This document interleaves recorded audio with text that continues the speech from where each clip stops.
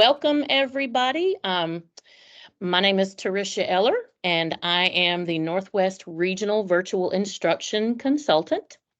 And I am very excited. I'm not going to take a lot of time because LuAnne has a packed agenda full of information and activities and fun stuff. So I'm going to go ahead and just turn it over to her. And I'm going to mute, and I will be facilitating the chat for her as needed. So LuAnne, take us away.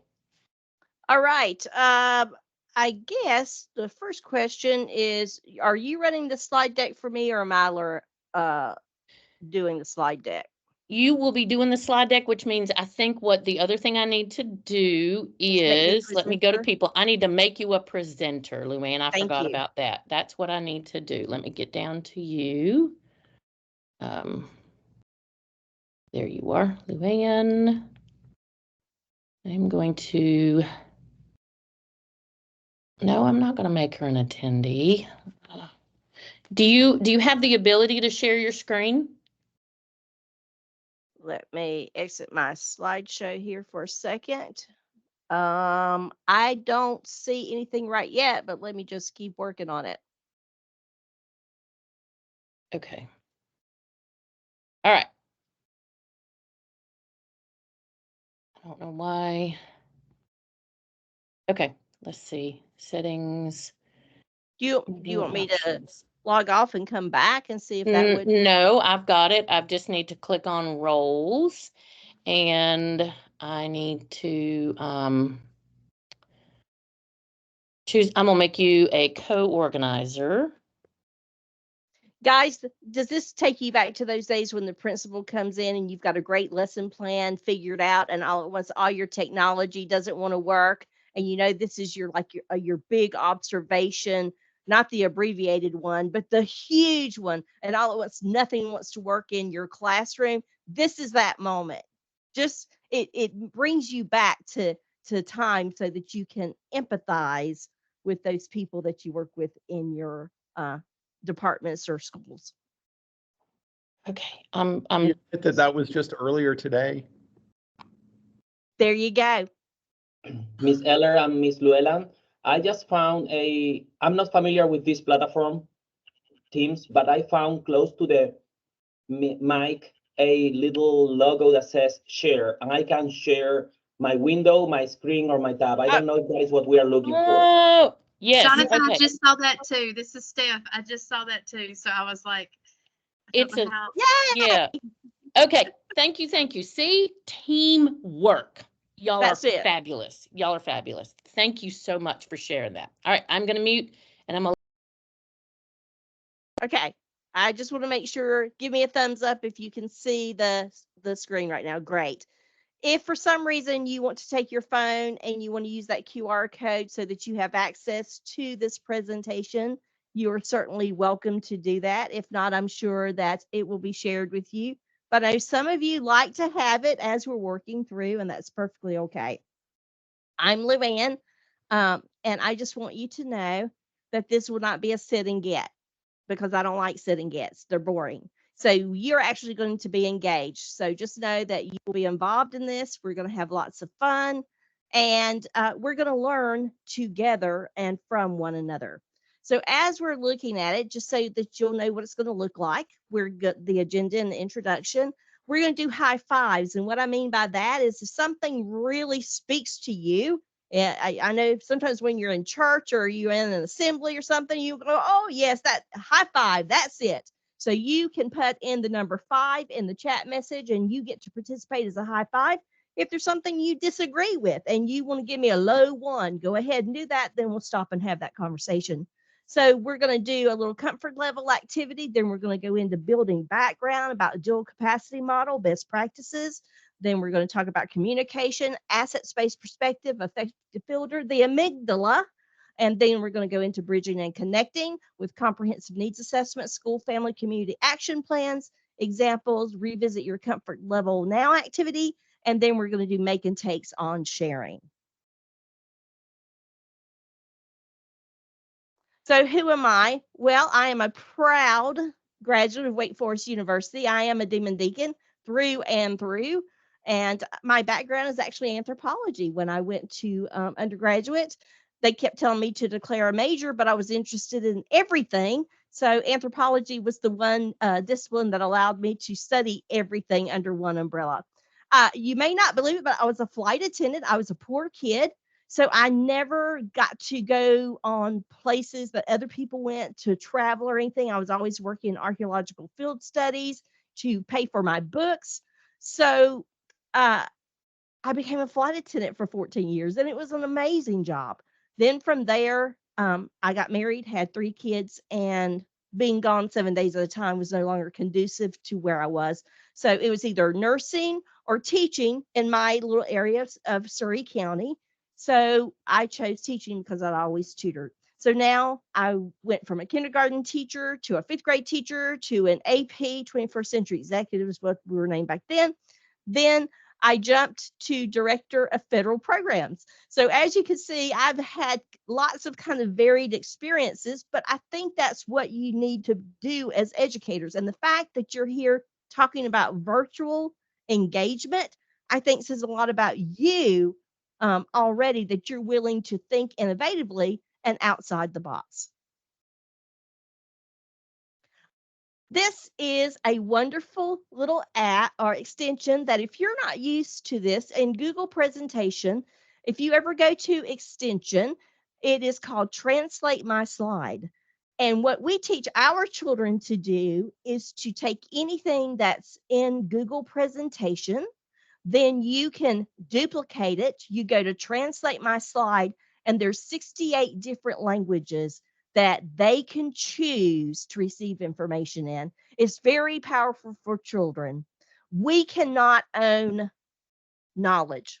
We can't own content. It belongs to the children. And I tell them all the time, you're not renters of knowledge, ladies and gentlemen. You have ownership of it. So this is a way that virtually, in person, or any other way, that they can go in and become one with learning and content. So Translate My Slide, I just wanted you to experience that for just a moment because I think it's extremely powerful. So here you go with your high fives. So go ahead and put your tens up in the air for me. Yeah, I told you this is participatory. I want to see y'all raise the roof a little bit. We're going to have a good time. We're going to cross that midline, cross it with me, cross it with me, cross it with me. See, some of you are going, I'm not going to do it. Yes, you are, because that's the way we have to have a good time. We're going to rotate it out if you need to. Love it.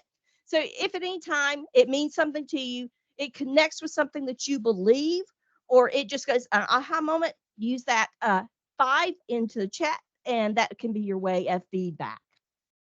So here's where we are right now. How comfortable are you with virtual parent, family, community engagement? So if you're at a level 1, like help, you put a 1 in the chat box. If you're 2, like, well, I don't know, I think I just need a hug to get me through this, you will put a 2 in the chat box. And if you think, okay, I can see the possibilities, it might work, it's a 3. And if you think, oh yeah, I got this, we've been doing this, I feel very comfortable with this, you are a 4. So at this time, please put some numbers in the chat box, please. And remember what you put down, because you're going to come back and visit with it again. And I love it because we have a series of numbers here. So I think that as we share out, we'll be able to really gain some valuable expertise from members. And it's something that will make us all feel a little more comfortable. So thank you for taking the time out. And remember your number, because we're going to come back and see if you've grown or changed. So building background, yeah, sometimes it's do it yourself. If you work in a virtual environment, you know that you do a YouTube 101 or even if you're going to fix a dishwasher, what do? You go watch a video to figure out how to do it.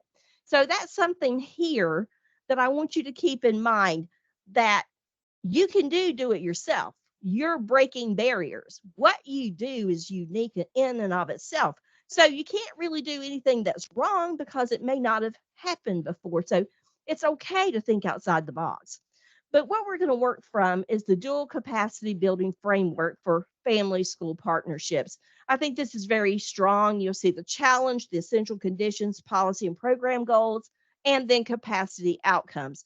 And you'll see in just a moment where the family aspect of this comes in. Here in Surry County Schools, this is something that we worked on, especially for our parent outreach plan for our multilingual learners. We worked together trying to take everything, best practices, research, and then put it together in one big spreadsheet. And then we realized that big spreadsheet was just really it was too wieldy for our parents to be able to connect with and our community members. So we started taking it and synthesizing it down to what was important to us. And you'll see here, it's all about connections, capabilities, cognition, and confidence. And then how are we going to accomplish that? We're going to do it through collaboration, capacity development, assets orientation, multimodal communication, language supports, and continuous improvement. And of course, there again, if you're not used to Canva, if you don't have a Canva account, Canva has a free account for educators, and they now have an app in Canva that does translations. Now, please, always as a machine translation, have someone within your department, district who has a great literacy level and the target language, and ask them to review. But we find that it works really well. So that's another little tip of being able to engage multiple people. So do you have to just say, I'm going in one vein, I'm just looking in one avenue for good quality information to help me guide my program? No, I want you to get out there and surf the internet. There's some great stuff out there. For instance, the National PTA, the guiding principles, the 4 I's: inclusive, individualized, integrated, and impactful. So when we're thinking about families, we're wanting to embrace and value cultural and diverse perspectives. We want to meet the unique needs of every family and child. If you are already working in a virtual environment, you know that your family's needs and your students' needs are very different. Each person is in that virtual environment for a specific reason. It meets whatever they're doing, their talents, their skills outside of the school building. It meets scheduling, whatever it is. So you need to know that. And then integrated. Okay, it's connecting and aligning with the educational system, and it's impactful. It's empowering families to support their child's success. But we also know that we need to connect with the community. So again, look at all of your different resources and find something that you can customize for your program and what you need. Here in Surry County, something that we broke it down to, again, we're always trying to get to that root cause analysis and who are we and what do our customers need. And we do call our families and our students customers because our business is customer driven. If they don't like the lessons, then they're not going to stay with you. If the kids are not engaged in what you're trying to teach them, then they're not going to do the lessons. So you really need to think about the input and the output there. So for parent and family engagement, it has to be relational. They want to come to your class for a reason. It's beyond just content. They're making a connection with you. Belief and motivation. Everybody has to believe that they can be successful. You as an instructor or a departmental manager or students or family or community members. And you have to bring in experience and other characteristics. So when we talk about communication, there's not too many areas that you're going to talk about redundancy and you want redundancy. But when you're talking about security, you want redundancy. When you're talking about technology, you want redundancy, because that is your layered approach of knowing you're always going to get that information in there. And multimodal. Now, I don't know about you guys, but in our district, we have some great grandparents who are caretakers of their great grandchildren. So they want their information maybe a little differently. They still like the phone call, or they like to read it in an email. Some of our younger parents in their 20s, hey, they want social media and they want to text. So when you're thinking about the way that you're developing communication, you have to make sure that it's multimodal. Are you meeting the needs of all of your stakeholders? And especially if you have stakeholders who are second language parents and families, what are you doing for them, especially if they cannot read in their L1? So that's something you have to take into consideration. We use screencasting, and the reason why we use screencasting is that no matter where they are, they can listen to it time and time again. They can go back and revisit it. So we usually do screencasts that are bilingual so that they can kind of voice print match from their L1 into their L2 or L3, L4 for some of ours. So that kind of works. Then, of course, tech equity. That's where you use technology to eliminate barriers. But do you hold all that knowledge? No. This is the one thing that you get to be Santa Claus, I'm going to say. With tech equity or techquity, you want to teach your parents, you want to teach your families, you want to teach your community members how to use technology apps and how to use technology so that you remove barriers. No matter where they go in life, we have a migrant education program here.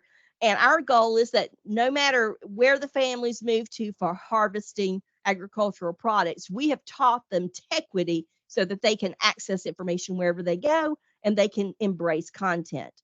Then we're going to talk about engagement, that additive perspective. It's not what they can't do, it's what they can do. And then we're going to talk about lower the effective filter, and I'll talk about that a little more. Multimodal, techquity, redundancy again. And then collaborative.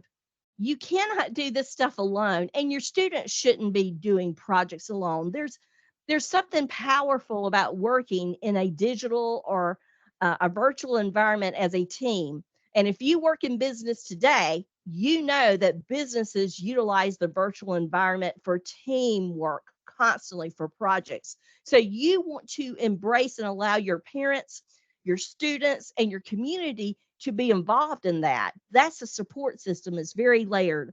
So when you're talking about collaboration, it has to be meaningful. It has to be intentional. If there's a word that I want you to write down on a Post-it pad right now, I want you to write down the word intentional. You must approach things with intent. You know what your income and your output's going to be. You already have planned that. And if for any reason that alignment's not there, then you need to step back and redirect so that you do have that intentionality and you have that direction alignment. And of course, purposeful. Intentionality, purposeful goes along together. It's parallel. And again, we talk about multimodal and then capacity development. It's empowerment and developing leaders. You want those parents and family members to feel capable and able. And if they're students with disabilities or families with disabilities, you want them to have the same access using techquity and other things to engage with you, whether it's a hybrid environment, in person, or virtual. So communication. Now, I've talked a long time, and I'm a Project GLAD trainer. So GLAD, we do something called a 10-2, and that says for every 10 minutes that you're the sage on stage or you're talking, you need to give participants 2 minutes to talk. So here's the question for you guys to think about.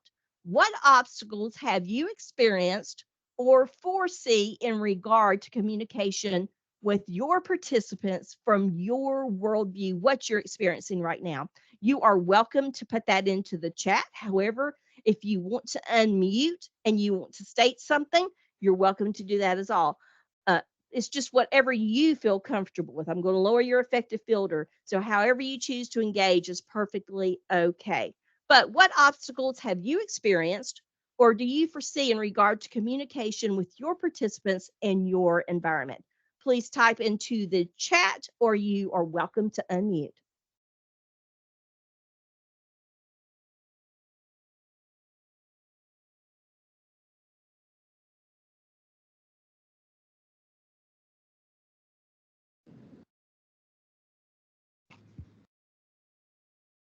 LuAnne, I'll answer.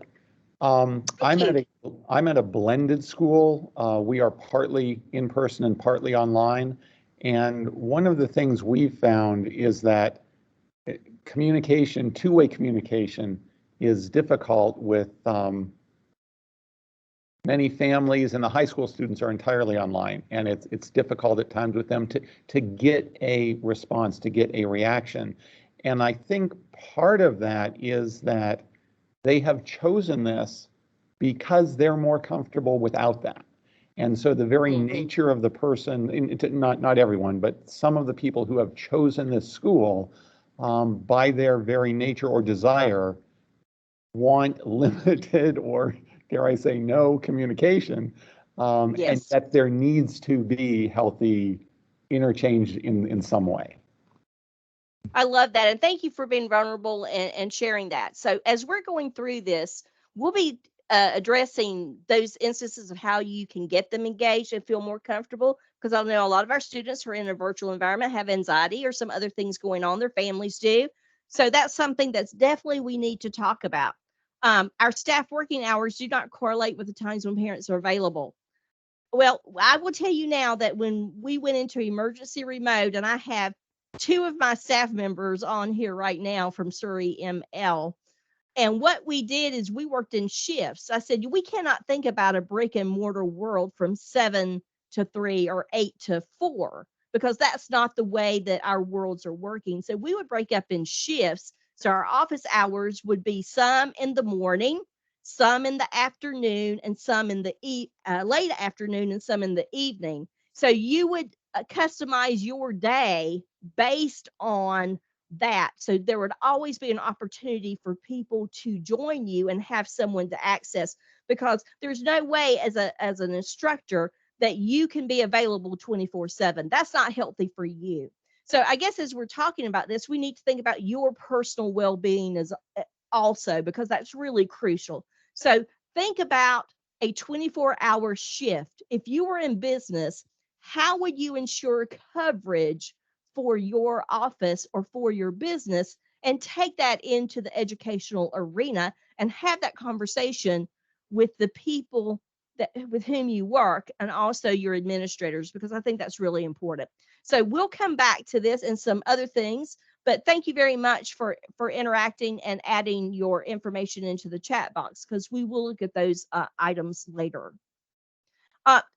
Another thing, so you can go ahead and type in and or answer, how do staff that you work with view parents and families?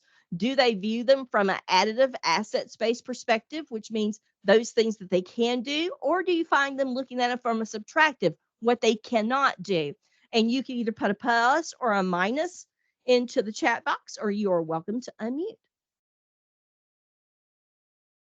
And this is your safe space, so you don't have to tell people who you are or where you are or anything like that. I just know, but we need to have that honesty about it. I love a plus and a minus. Great. I think that's what you're going to see in most staff, to be quite honest with you. You're going to see plus and minus. All right. Thank you. So an asset-based perspective, this is my favorite quote. If you've ever been on any other webinars that I have done, you will know this is one of those that I always bring up. And it's from Scanlon. And it says, the lenses through which we view the world impact our understandings. As Shurek 1997 puts it, how I see shapes, frames, determines, and even creates what I see. To me, that is a very powerful quote. So sometimes what we have to do is we have to take it out of our little EduSpeak world and our understanding of education, and we have to put it into their perspective. We have to let them know that I see what you see. I can see how your experiences have shaped the way that you feel. Students who don't want to engage because of anxiety, or they want to just be left alone, we have to acknowledge that for them, but yet bring them in. So maybe they won't feel comfortable in a group setting, but maybe I can pair them with someone and they can start building teamwork in that way, or pairing one family with another family. Sometimes we have to take it smaller and we take it little steps, but really that's something we must remember. And culturally, this is very important also. When you're working with diverse cultures, they may see collaboration in a different manner, and they may not be working from the same understanding of it as we are. We do blended learning in Surry ML, And one thing that we use the rotation stations for is to build a common background knowledge, because we have children coming in, students from all different parts of the world, and they all have different understandings of content knowledge, or they may not have it at all. So we put them through rotation stations to develop that foundational concept and understanding. Then we can integrate the content and the English language development standards. But until you understand how everybody's viewing things, it's going to be very difficult to build a solid foundation. So let's talk about this. How I see shapes, frames, determines, and even creates what I see. You probably have that one student or one family right now that you think, I have never thought about that. So I want you to think about that now. I want you to think about that family and how they see your learning environment or your content area. What are they seeing? How does that shape, frame, and determine and creates how they interact with you and how they see? And what could you do, one little thing, to change that perception, twist it just a little bit so that they are more open to engagement with you? So I'm just going to give you just a few seconds to think about that family. If you want to share, okay, I can see this now, the way that they see, and you want to share that, you're welcome to put it into the chat. But if you want to keep it personally, please do so. But I do want you to write it down someplace, because I think that family that we're talking about, if when we complete this presentation, if you get one little nugget that will help you to interact with them and engage with them, then we have been very successful with this presentation.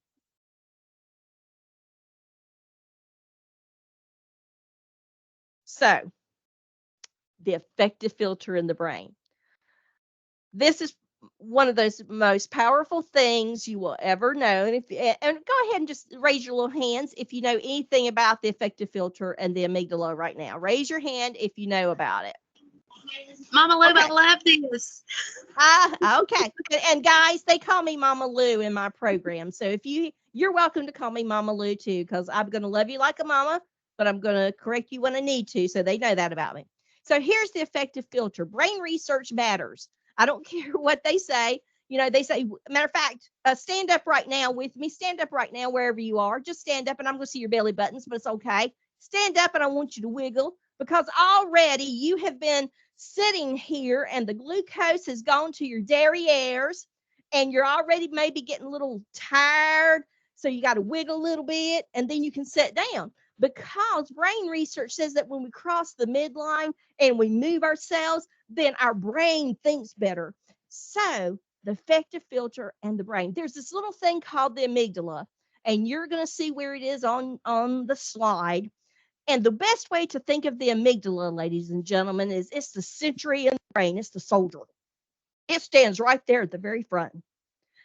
And when new knowledge comes in, it's going to say, look, my person is upset right now because mama and daddy got into a fight with them at home, or something has happened, or they didn't get fed well this morning, or something, they didn't get to sleep last night. So they are not ready to learn.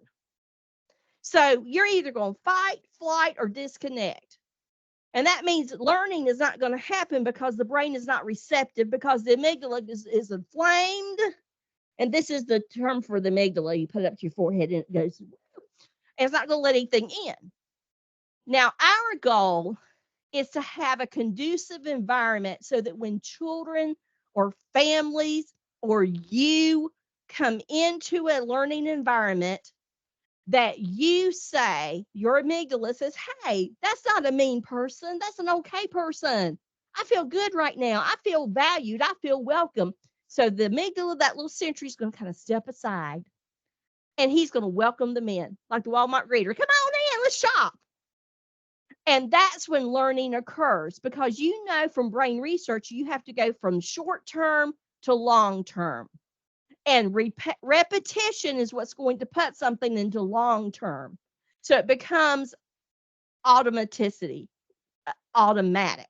You can retrieve that information. But if you don't have that ability to let that information come in the very beginning, then you are never going to achieve automaticity or fluency. So that's the reason why the amygdala is very important. When the amygdala is in a safe state and emotions are positive, the information is passed on to the reflective memory making and thinking networks in the brain. But like I said, lowering the affective filter is not only for students, it's for those parents that feel disconnected, it's for community members, and it's also for you. It could be even for your directors. Anyone that you associate with, you want to make sure that the affective filter is lowered. It's very, very powerful. So what happens when you are in a high state of anxiety? And this is probably some of your parents, especially Miss Cameron, that you're thinking about. You probably know some of your kids who have very high anxieties. And maybe their confidence is low and motivation is low. You know, those kids you keep having to send those emails to because they're just not getting those activities in their virtual learning completed. Now, when anxiety is high, self-confidence is low, and motivation is low, then you have a barrier to engagement. It's not going to happen, whether that's students or whether that's families. It doesn't matter. It's just not going to happen.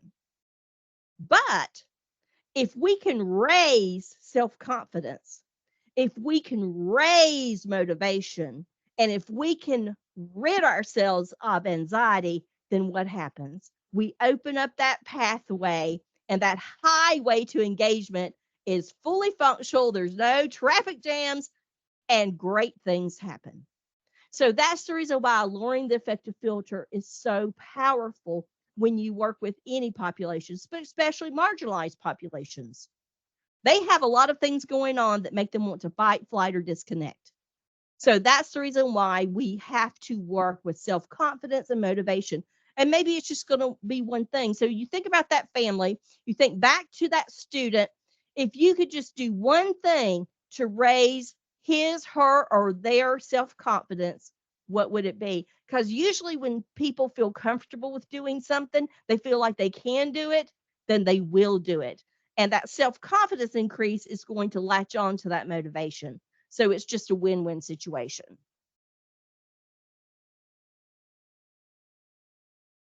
So let's go ahead and do our 10-2. How do you lower the affective filter for parents and families? Is that something you already do? Or now after learning about this, is it something that you think you will try it with one of your students or one of your families? Again, type into the chat box or unmute and we will just have a discussion.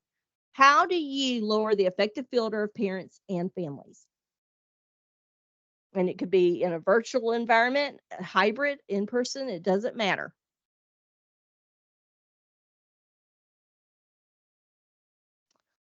Ms. Craig says making people feel accepted and valued. How they feel matters. Meeting the child, student, parent where they are helps the affective filter be lowered. Absolutely. Thank you. Meeting others where they are. Yes, Betsy. Thank you. I lower the affective filter by giving options. I love that because if you just, you know, even if it's a millimeter, that's still a step forward, folks. So sometimes it's not the grand gestures, it's not the big things, it's the little things. Interact in a non-academic student-centered conversation. Yes. I've always said children do not learn from whom they do not like.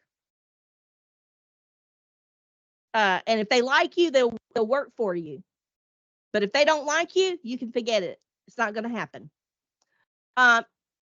Explain to the parents up front that we know that students will struggle and that we are expecting that call and email. You're automatically opening it up and saying, my student is not the exception to the rule. This is something everybody's going to have an issue with because it's a different type of learning environment. So just know that we're open. Love that. And I happen to know Kristen because she works in my district. And I have seen the crazy things she will do to connect with families.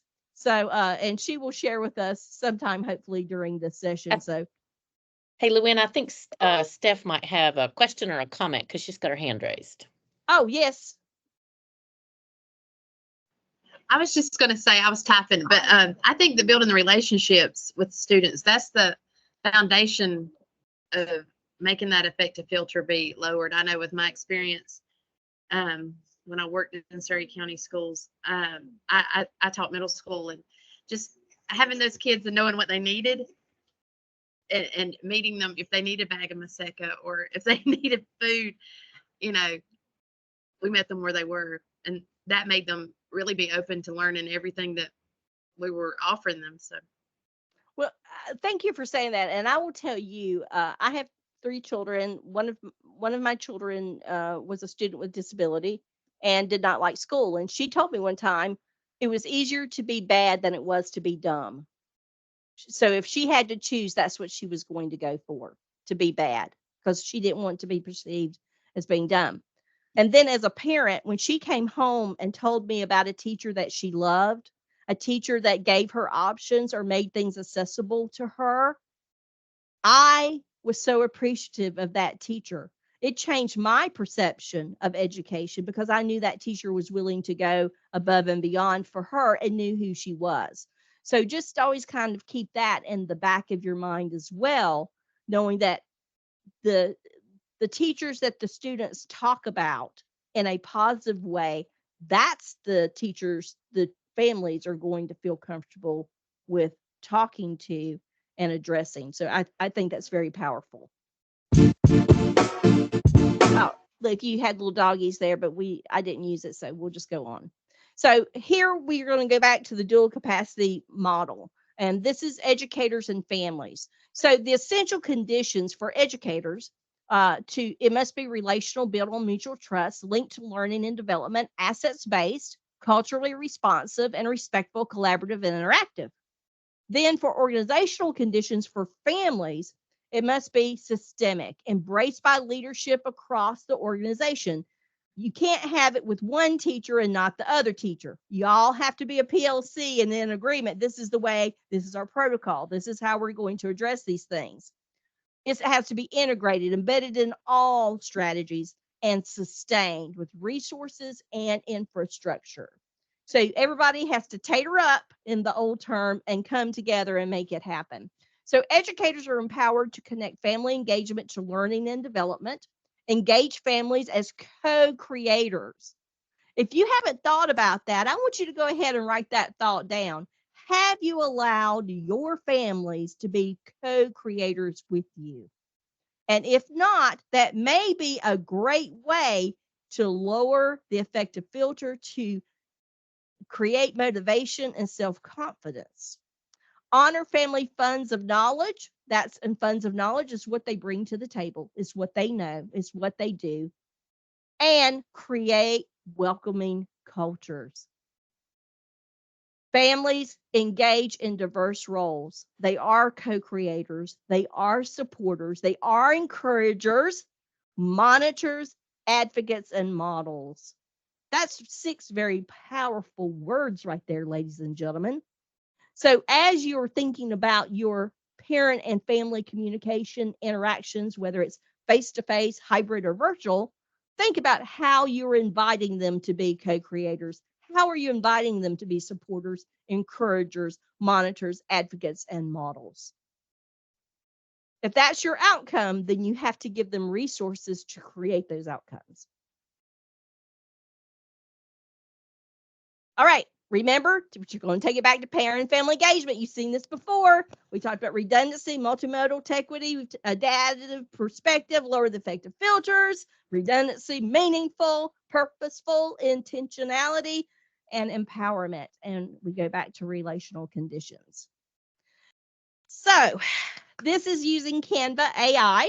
I told it what I wanted to create, and it created these little pictures for me. And this is something, you can work with your families and your students with. It might be fun, but it's really about bridging parent, family, community engagement in virtual and in-person environments. And so you'll see in each one of these pictures, there's a bridge, but each bridge looks different. For one, it's a bridge in the background. Others is the bridge in the active environment. And then the other one is the bridge is right there with you. So thinking about the different ways to bridge, I think is important. So we're going to take this to a comprehensive needs assessment. And if you don't work at the district level, you may not have to do a comprehensive needs assessment, but you need to understand what it is. This is very powerful. So when we look at this, because virtual and hybrid learning depends on relationships as the lever to build community and culture. Woo, the lever. Open two-way communication occurs between the school and home. Communication is clear, consistent, and positive. Structures and practices that allow families to easily provide feedback as well as receive support. Now, I'm just going to tell you, in the educational institution, often we're the sages on stage. We stand up there and we are the owners of knowledge. It's our responsibility to make sure that you sink or swim. Did you know? It's our responsibility to make sure you sink or swim. It's not that we're in there helping you swim, but you can't be that way anymore. You have to be one of those that's going to ask for feedback. You want to know, what am I doing well? Because they are your customers. There's options for families to go elsewhere for educational input now, ladies and gentlemen. We don't have the corner on the market. I don't know about you guys. I want to be competitive. I want to give my customers what they need. So that's a way that you have to market yourself. And Kristen, I know you do that every day. She's constantly thinking about how to market her online magnet school. Then we have to remove barriers to communication, such as language and accessibility. Virtual learning is amazing because it has a built-in equity to it already. Why are we not leveraging that? So that's something, universal design of learning. All of you in the virtual environment, you understand UDL. Oh, Chris says, I always tell them I want the good, the bad, and the ugly. That is how we grow. We get to make our school the way we want it. Yes, I'm going to give her a big old high five. I'm going to give you a high 10 on that one, because that's what we have to view. So this is called a SWOT analysis. SWOT. And it's strengths, weaknesses, opportunities, and threats. And if you have not done this for your own program, for your own classroom, I want you to do it because it's really powerful. And it's just a simple grid system. Let your kids do this. Let your families do this. And get their input, their feedback. I do it with our families all the time as federal programs director. So strengths from different perspectives. What are you currently doing that works? That could be for families. That could be for you as instructional personnel. That could be for students. Weaknesses from feedback. In what areas do you need to improve? If people know that you truly are willing to listen, they will give you the truth because they know there will be an actionable response to that. Now, if they give you their truth and you never do anything with it, you've just cut that line, because why am I going to invest in you? Because you're not investing in me. Opportunities. What unique opportunities are possible through virtual family engagement to improve family, child, and community outcomes? And thinking about equity. If you are a statewide program, then you can have your families go into their community and give virtual tours and record it, and then they can share among one another. So maybe I can't take my kids to the aquarium at Atlantic Beach, but I can get my people who are there to go and do a little brief excerpt and maybe live stream it or record it and put together a product and share it with everybody, a virtual museum. I mean, all of these great things. And then threats. What obstacles do you encounter in parent and family engagement in the virtual world? Are you looking at equity and access, multiple languages needed, staff, tech knowledge? So thinking about those things, this is your SWOT analysis, SWOT. Now, the benefits of engaging families virtually in their community. Why is this important? Well, it's increased access to the community. How? It's going to be neighborhood outreach, partnerships of volunteers, areas of talents and interests. For a lot of your kids, the reason why they're in your programs is because they have unique talents or interests, and they don't want to be bogged down by everything else. So you need to leverage that. Improve convenience and flexibility. Quit thinking 8 to 3 or 7 to 3. You're 24/7. If you cannot provide 24/7, then you're not meeting the complete needs and the capabilities of your program. And then other benefits, less cost, less anxiety for families because they may know their community, they feel comfortable there. Focused delivery. So you're thinking about all of those things. And yes, provide times for all stakeholders. Absolutely. And we have to think about it in your terms of asynchronous and virtual family engagement. So what are some ideas? Things like community boards. Each month, set a school-wide challenge that families can do at home and submit for display. There are many ways to be creative. Invite families to share photos of their favorite places to visit, post their favorite jokes for April Fool's Day, share a favorite recipe, maybe even create a cookbook. Virtual speed mixers. This may be really good for those kids who really don't like to interact and don't like to communicate. Ask families to attend a virtual platform where they'll be put into breakout rooms every 5 to 10 minutes to meet a new family, share a recipe, book, family board game, or other challenge of the month. Just play and have fun. And community directory. Create a community directory asking families to share whatever information they're comfortable with in one central place. Ask for consent before sharing information, then list the parent-teacher organization to create a set of communication guidelines for families to agree to before submitting their information. Let them take on that leadership role. Encourage families to connect outside of school to set up carpools, babysitting co-ops, socialize on the weekend. I know Kristen will tell you she does skate night. She does bowling. She does all kinds of neat activities where they come in and they work together and get to socialize. So I'm going to take a moment right there because I have to take a cup of coffee and sip, excuse me. And if you have not thought about this, I recommend it. This is a virtual and community engagement action plan. So it's set up as strategy, virtual activities, and how will this support the family or community. So you put your strategies in, you put in your virtual activities, and then you put in what your support system is going to be, what it's going to look like. If you haven't thought about this, it's a great way for you to get to root cause needs and be able to look at that. So just think about it. I know that Miss Craig, there's a gentleman in her school, he found out, he teaches 4th grade. He found out that many of his students did not know how to ride a bike. So he worked with community members and got them to donate bikes. And then he meets with the children and the families on the weekends, and he teaches the children bike safety. And then they work on learning how to ride a bike. And then the big fruition is they're going to go on a little bike trail ride together. I think that's very powerful. So doing things like that and thinking outside the box is where you're going to get that connection and interaction and build those relationships. So when you're doing your strategy, then you're going to take it even deeper. You're going to dive down a little further.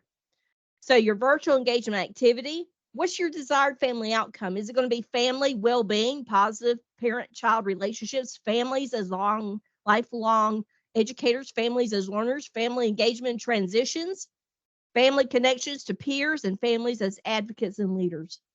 Thinking in those categories. What is your desired community outcome? Community well-being, positive community, family relationships, community family integration, connections to community resources, family supportive community opportunities. You have many nonprofits in your communities or in your students and families communities that would love to have an actionable day of volunteerism. They need people to come in and stock shelves or to do something. your elderly people in your community, so often they lack social interaction. That's something where a family could adopt an elderly person and they could check in on them by phone call or write them a letter once a week or once a month. Is that giving back to community and thinking about things like that? Well, if they're writing a letter, then they're learning writing skills. You could do a mini lesson on that. So how are you going to apply this activity? What are your action steps going to be? And what are your start and end dates? So that's kind of the little action plan there when you take the previous slide and this one together that may help you fine tune what you want to do. Here's some examples. And I am going to invite Miss Blake to unmute because I reached out to her first thing and I said, I want the participants to see something that I know that has been done. So, Kristen, if you don't mind, just give us a brief overview and I'll go to each slide. And if you don't mind just talking about it, please, we'd be very appreciative. Okay. Well, these are some tried and true things that we did to present for NC Ties. And we made sure that we went over how to build relationships, because one of the struggles that we had, especially in our environment, was that we had a small staff and a large amount of students coming in at one time.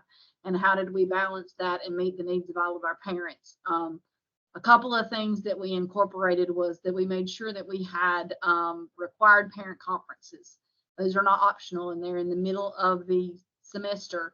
And we do those instead of report cards, because cards can be thrown away. They can be mailed to the wrong address. They can be found in any corner that someone wants to find. So instead, we have virtual conferences, and we do try to schedule those around parents' needs. And those are not optional, and we tell them up front that that is required. And if not, we will come to their house and we will visit them there. So a lot of them are more willing to do the virtual conference rather than us coming there. But in that conference, one of the things that we do is we create a support plan. So if a student is not successful and not doing what they need to, then we bring them into the building. That's the other thing that we found out was extremely important, is to start building that relationship and teaching them the skills they need. But like I said, up front, every time when they're just calling to find out about our school, I go ahead and start building that there and explain to the parents that we're here for them and that we get to make the school the way we want it. And that's our best and most favorite part about it, is that we are such a new school, we're still building as we go. So their input is very valued. I want to know the good, the bad, and the ugly, because we can't change it if we don't know it. And the other thing, I know that Ms. Llewelyn mentioned our marketing. I've tried to think of the audience that we are marketing to. And a lot of our students aren't comfortable asking questions. And that's one of the things we found in a virtual world, is that they're not going to send us an email and tell us that they're not doing well or they don't understand what they're doing. And it's the same when they're trying to find out information about our school. They're not going to be comfortable calling us. So I created a frequently asked questions document and put it on our website and virtual tours so that they could pop in and be able to ask questions and see that. And I've noticed an increase in just applications that show up of people I've never talked to. But again, also in our application, we start building those relationships, because we ask students, what are you good at asking questions? Are you good at technology? Do you need help? That lets us know what the students need up front, and we can help figure that out with them. I would say that's one of our biggest things. Our hardest thing is reaching out to them and getting them to reach back. That is one of our struggles. Our family nights can sometimes be a little bit difficult because we're trying to balance everybody's schedule and when are you doing it. But one thing I will try, and that I like the idea of more virtual family nights, and see if we can get some of those going and things like that. But we do have, I send out, one of the things that we do every week is we send out, as you can see, announcements. I send out a phone message, but I also send out Canvas announcements that's done in an email, and also through a link that they can go to. And that takes away, I was getting laughed at all the time when I would say, and go to bit.ly, and then trying to do the website over the phone message. That wasn't working very well. So we do try to have lots of ways of getting ourselves out there and getting our parents to know us and be able to talk with us and build that relationship with the students. And, you know, in an asynchronous world, when you only see them asynchronously, that can be difficult. So Another thing we do is we make our teachers on the introduction page go ahead and tell a little bit about themselves and put a picture. We want them to know who they are and who they're talking to.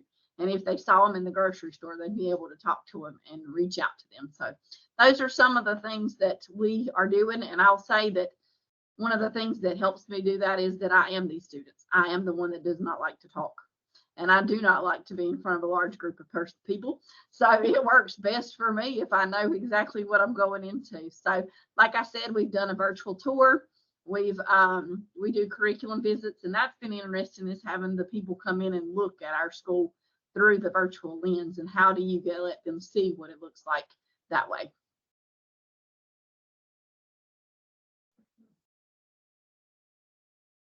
We do field trips, like she said, and that's one of the things. I actually had a conversation with one of my staff members saying we wanted to increase them and have them meet and do other things. That way they can start meeting each other. And I know I got asked this question one time, well, but you're not promoting socialization by having them be virtual. And that was extremely difficult, because you are promoting socialization. You can find all kinds of different ways to help teach them and to sneak it in. And that's one of the things that we try to do, is sneak that in. How do we get that in? If they're not going to come to the virtual sessions, then I tell the teachers, tell them the chat's broke that day when they're on a synchronous meeting and they can't chat anymore. Make sure you pull out and find different activities and things like them for them to do, and start building that knowledge. Some of them don't know how and don't understand how to talk. And so you've got to teach that to them and help them get that ability and the knowledge on how to do that. And I will say we've increased from 7 seniors graduating to 25 this year. So I feel like we have moved up, and so we're excited. This is one thing, when she was talking, this is a copy of our elementary brag board. So our elementary students can send their teacher something. And when their teachers get something, then they decide if it's appropriate to put on the brag board, and they get to show their work that they like and things that they're doing. And we actually do student leader of the quarter, and we've tried to focus things on Facebook and share all the important and fun stuff our students are doing. And we explain that your education is not just in the building. So if you're working and something good happens at work, that's still something we want to promote, because you're using the skills you've learned at school to be able to do that. So we do lots of internships, and we try to get them set up. I really think the best thing with their schedule is we get to know them, and then we come up with things that we feel like would make work for them. And so they're really excited when we get to find internships and jobs and things, and that takes care of them not wanting to do their work too, when they like and enjoy the class that they're going into. That makes it a whole lot easier on our end. Thank you so very much, Kristen. And I am going to watch my time, because I realized we had such a good time talking that we have to go through it so quickly. But the teacher to parent, there's some of her ideas as well. So I'm going to do a fast track this, because I want to value your time, because I know you're on your own. So ideas from other programs is, how do we communicate with Surry County Schools? You're going to see all the news messages, Canvas, Canva. We use screencast, which are the most important things for ours. Again, here's Translate My Slide being used there. And you're going back to the Tequity and the redundancy, the Remind apps, all the different ways. You can never over communicate, ladies and gentlemen, because every time you communicate, it'll be the way that somebody needs it. And of course, you can do family nights where they come maybe and even have a family portrait made, if that's something that they can't afford. That's very meaningful to our parents. Of course, when you can, make sure that you're using a way for bilingual communication to occur, so that everybody can be involved. And I'll go back to screencast, so they can look at it anytime they want to. And of course, using things like I Am Whole, projects that they can work on that show who they are and who their families are, so that you can build that engagement. This was one of our favorite ones, is I Am Whole, a sum of parts. This was our migrant education program, where the children were given cameras and they got to take pictures, and then they did an explanation of what those pictures meant. And then we did a virtual walkthrough of those pictures. So we had a virtual gallery of student work, and that was very powerful about who they are as a family. Another thing that we do is we do a parent and family engagement virtual library. This is done through a Google presentation. And what you do is you go in and you can do topics and themes. You go to YouTube, embed those videos of books being read aloud. So if you have families who cannot read in their L1 or even in English, that way they can go in and they can listen to the books being read aloud and English and Spanish. So it's there. Something that they can do. You can have a special guest reader. This is us using Senor Linares with his dog, who has now passed away. So this is very special to him. And all the children were able to grieve when Canela passed away too. So they still love to read with Canela. So doing something like this and having special guest readers, one from your community, is important. And then things like virtual museum or gallery walks, where you can give them a project and they start collecting this information, and then they input videos and everything like that. So take that virtual museum or gallery walk and just have fun with it. Things like the Invisible Boy, the Homeschool Connection. So this is where you give them an activity where they have to ask their family, what does this mean to you? What do you know about this? And then they gather that information and then they share it out. That's the importance of that family input. And of course, the children can do it in whatever language is meaningful to them. So that's very quick. So I want you to go back to think about where you were at the beginning of the presentation, almost an hour ago. Were you at a 1, 2, 3, or 4? So please, in the chat box, put where you are and where you are now. So it would be a 1, 3. It could be a 4, 4. Whatever you are, where have you been and where are you now from the beginning to the end?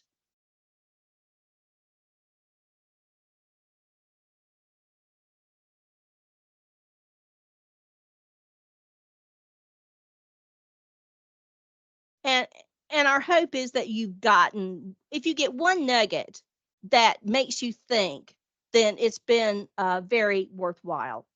So, and that's what it's all about, is our growth too. So make and take connections of your own. Please use the information you have heard and learned about to level up your parent and family engagement in any environment. And go back to, what is your why? What are your parents and families' needs? And brainstorm solutions to your parent and family engagement needs using the SWOT analysis and the community action planning guide. Thank you for attending this section. I know Ms. Eller has to follow up, and we did this from bell to bell. So give yourselves a round of applause, because you have been a wonderful audience. You've been participative, and I very much appreciate your time and your interaction. Thank you. Yes.